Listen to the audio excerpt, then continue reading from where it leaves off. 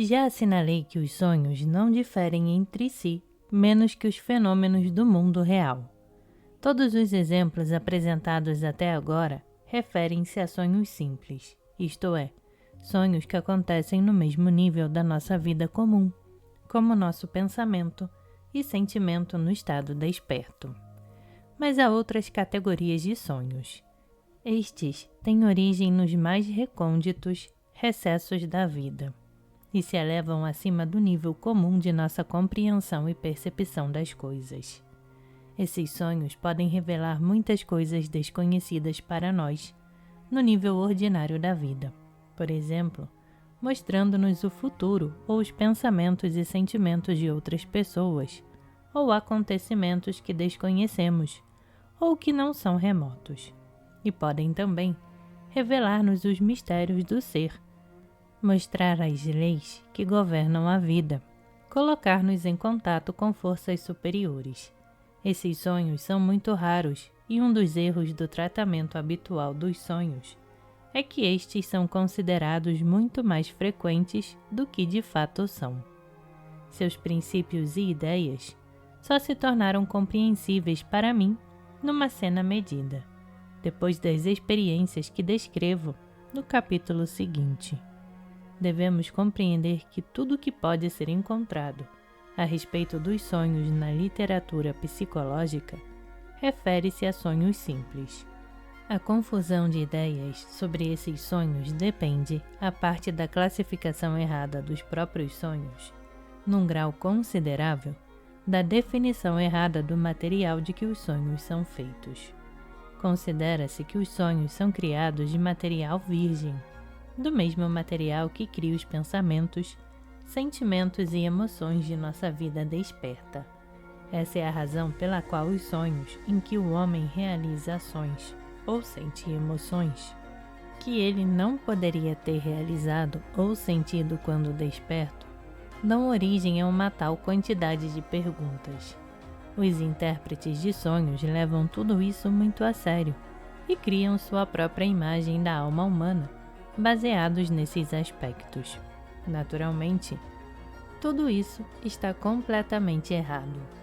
Com exceção dos sonhos como os descritos no começo, tais como o do pântano ou o da cegueira, criados por sensações recebidas durante o sono, o material mais importante destinado a fabricar os sonhos é o material recusado ou já utilizado de nossa vida psíquica. O erro mais grave consiste em pensar que os sonhos comuns revelam-nos como sonhos em algum lugar das profundezas desconhecidas de nossa natureza.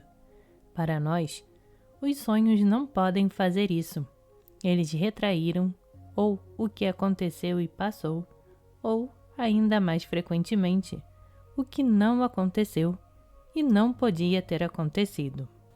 Os sonhos são sempre uma caricatura, um exagero cômico, mas um exagero que, na maior parte dos casos, se relaciona com algum momento que não existiu no passado ou com uma situação que não existe no presente.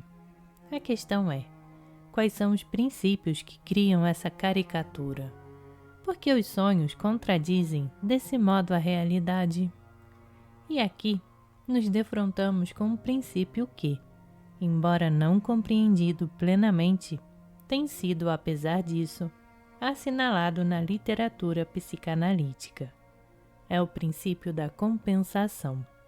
Mas a própria palavra é inadequada, e provavelmente essa palavra inadequada cria suas próprias associações cabíveis, razão pela qual o princípio nunca foi plenamente compreendido, mas tem, ao contrário, dado origem a teorias completamente erradas. Essa ideia de compensação foi relacionada com a ideia de insatisfação. A ação do princípio é compreendida no sentido de que o homem, insatisfeito com alguma coisa na vida, em relação ora consigo mesmo, ora com os outros, compensa-se nos sonhos. Um homem fraco, infeliz, covarde, vê-se bravo, forte, alcançando tudo o que deseja. Algum amigo que sofre de uma doença incurável é visto por nós, nos sonhos, curado, cheio de força e esperança. De maneira semelhante, pessoas que tiveram uma longa doença ou morreram em condições dolorosas aparecem-nos em sonhos curadas, contentes e felizes. Nesse caso, a interpretação está muito perto da verdade, mas apesar disso, é apenas meia verdade.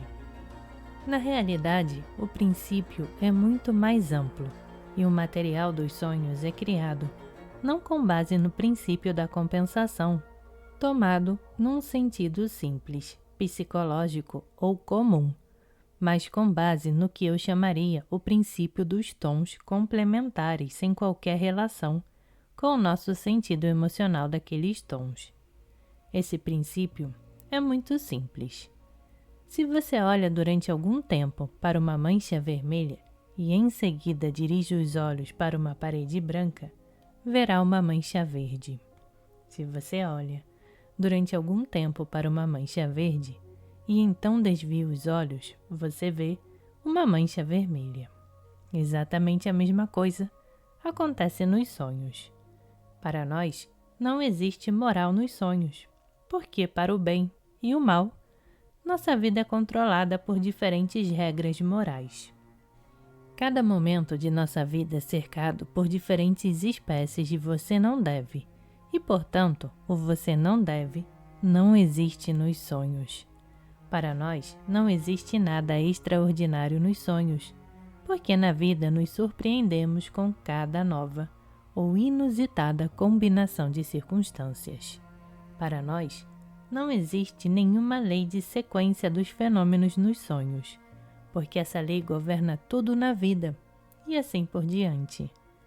O princípio dos tons complementares desempenha o papel mais importante em nossos sonhos, tanto daqueles de que nos lembramos, quanto nos de que não nos lembramos, e sem manter em vista esse princípio, é impossível explicar toda uma série de sonhos nos quais fazemos e aparentemente sentimos o que nunca fazemos nem sentimos na vida. Nos sonhos acontecem muitas coisas, somente porque nunca acontecem nem podem acontecer na vida.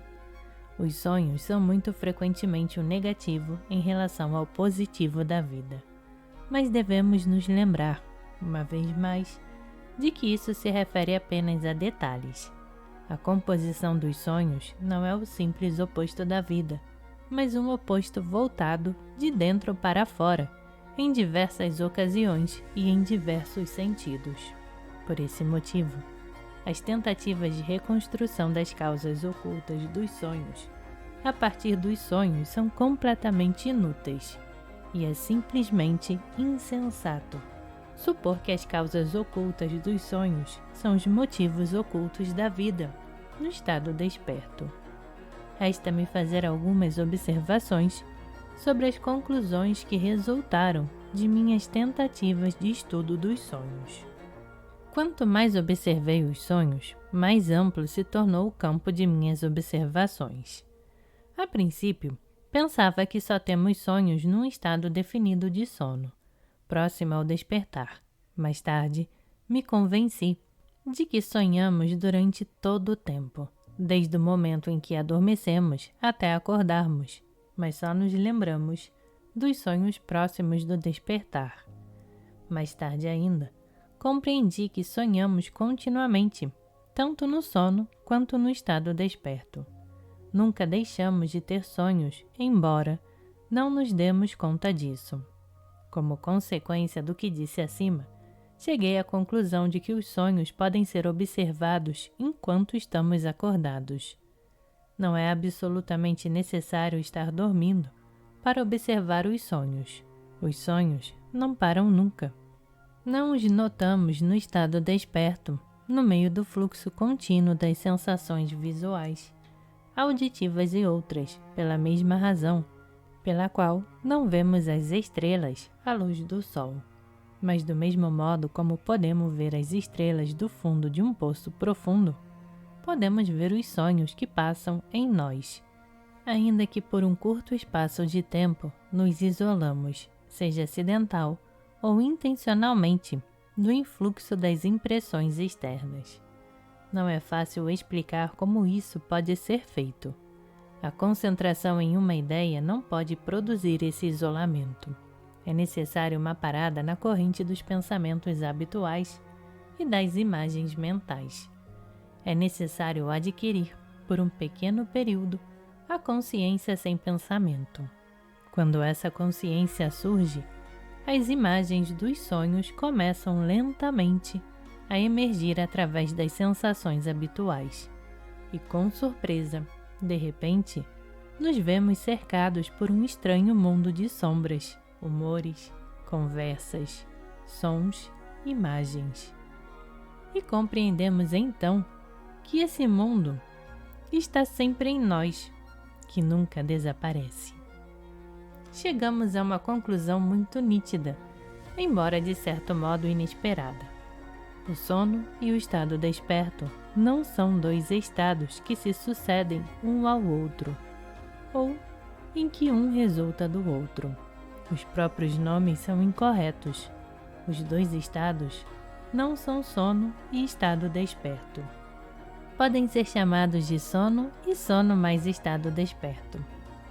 Isso quer dizer que, quando acordamos, o sono não desaparece, mas o estado de sono acrescenta-se o estado desperto, que abafa as vozes dos sonhos e torna invisíveis as imagens deles. A autoobservação dos sonhos no estado desperto apresenta muito menos dificuldades do que a observação no sono, e além disso, a observação nesse caso não muda seu caráter, não cria novos sonhos. Depois de alguma experiência, mesmo a parada dos pensamentos, a criação da consciência sem pensamento torna-se desnecessária. Os sonhos estão sempre presentes. Basta apenas dividir a atenção e vemos como, nos pensamentos habituais do dia, nas conversas habituais, entram pensamentos, palavras, figuras, rostos, cenas, tanto do passado, da infância, dos tempos de escola, das viagens, como do que lemos ou ouvimos alguma vez, ou do que nunca aconteceu, mas de que falamos ou pensamos algum dia. Pertence, no meu caso, aos sonhos observáveis apenas no estado desperto, a estranha sensação conhecida de muitas pessoas e muitas vezes descrita, embora nunca inteiramente explicada, a sensação de que isso já aconteceu antes. De repente, em alguma nova combinação de circunstâncias, entre pessoas desconhecidas, num lugar estranho, um homem para e olha com espanto à sua volta. Isso aconteceu antes, mas quando? Ele não sabe. Mais tarde, diz a si mesmo que não podia ser assim. Ele nunca estivera ali ou nos arredores. Nunca tinha visto aquelas pessoas. Às vezes, essas sensações são muito persistentes e demoradas. Outras, muito rápidas e fugazes. As mais interessantes ocorrem com as crianças. Uma percepção clara de que isso aconteceu antes não existe às vezes nessas sensações, mas às vezes acontece, sem qualquer causa visível ou explicável, que alguma coisa é definida, um livro, um brinquedo, uma roupa, determinado rosto, uma casa, uma paisagem, um som, uma canção, um poema, um cheiro, impressiona a imaginação como se fosse algo familiar, bem conhecido, que toca os sentimentos mais íntimos, evoca séries completas de associações vagas e fugazes, e permanece na memória por toda a vida.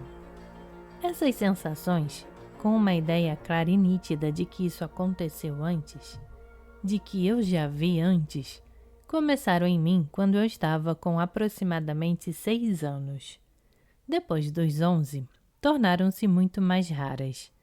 Uma delas, extraordinária por sua intensidade e persistência, ocorreu aos 19 anos. as mesmas sensações, mas sem um sentimento claramente pronunciado de repetição, começaram ainda mais cedo, a partir da mais tenra infância, e foram particularmente intensas nos anos em que apareceram as sensações de repetição, isto é, dos 6 aos 11 anos. E também voltaram mais tarde, de tempos em tempos, em várias condições. Em geral, quando se fala dessas sensações na literatura psicológica, só se menciona o primeiro tipo, a saber, as sensações com a ideia claramente definida de repetição. De acordo com as teorias psicológicas, as sensações dessa espécie são devidas a duas causas. Em primeiro lugar, dependem de interrupções na consciência, quando esta desaparece de repente por um momento totalmente imperceptível, e em seguida surge novamente. Nesse caso, a situação em que uma pessoa se encontra, isto é, tudo que a cerca, parece ter-lhe acontecido antes, provavelmente há muito tempo no passado desconhecido. As próprias interrupções são explicadas pela possibilidade de a mesma função psíquica ser desempenhada por diferentes partes do mecanismo do pensamento. Como resultado, uma função que tenha parado acidentalmente numa parte é imediatamente recolhida e continuada noutra, produzindo a impressão de que a mesma situação aconteceu em alguma ocasião anterior. Em segundo lugar, a mesma sensação pode ser produzida por uma semelhança associativa entre experiências totalmente diferentes, quando uma pedra ou uma árvore ou qualquer objeto faz lembrar alguém que conhecemos muito bem, ou algum lugar ou determinado incidente em nossa vida. Isso acontece quando, por exemplo, um aspecto ou contorno de uma pedra nos recorda algum aspecto de um homem ou de outro objeto. Isso também pode dar a sensação de que isso aconteceu antes. Nenhuma dessas teorias explica a razão pela qual, na maior parte dos casos, a sensação de que isso aconteceu antes ocorre principalmente em crianças e quase sempre desaparece mais tarde. Pelo contrário, de acordo com essas teorias, as sensações descritas deviam se tornar mais frequentes com a idade. Ambas as teorias acima são deficientes porque não explicam todos os fatos existentes da sensação de repetição. Observações exatas mostram 3 categorias dessas sensações. As 2 primeiras são explicadas, embora não completamente, pelas teorias psicológicas acima. A peculiaridade dessas 2 categorias é que geralmente acontecem num estado de consciência parcialmente nublado, quase num estado de semissonho, embora isso não possa ser compreendido pela própria pessoa. A terceira categoria de sensações, disso aconteceu antes, ocupa um lugar à parte e sua peculiaridade está em que as sensações de repetição estão relacionadas, nesses casos, com um estado desperto de consciência, especialmente claro e um exaltado sentimento de si. Falarei dessas sensações e de seu significado noutro lugar. Falando do estudo dos sonhos, é impossível omitir outro fenômeno diretamente relacionado com ele e que permanece inexplicado até hoje, a despeito de alguma possibilidade de experimentação com ele. Refiro-me ao hipnotismo. A natureza do hipnotismo, isto é, suas causas e também as forças e leis que o tornam possível, permanece desconhecida. Tudo o que pode ser feito é estabelecer condições nas quais o fenômeno do hipnotismo pode se dar e os limites, resultados e consequências possíveis desses fenômenos.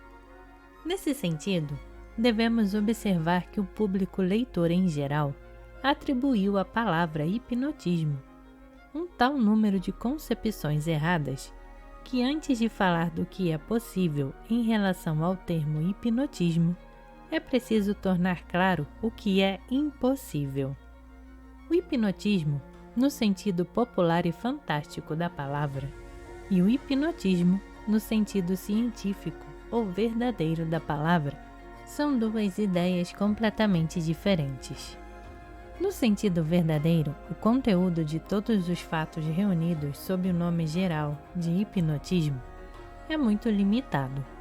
Submetido a tipos especiais de tratamento, um homem pode ser levado a um estado especial chamado estado hipnótico.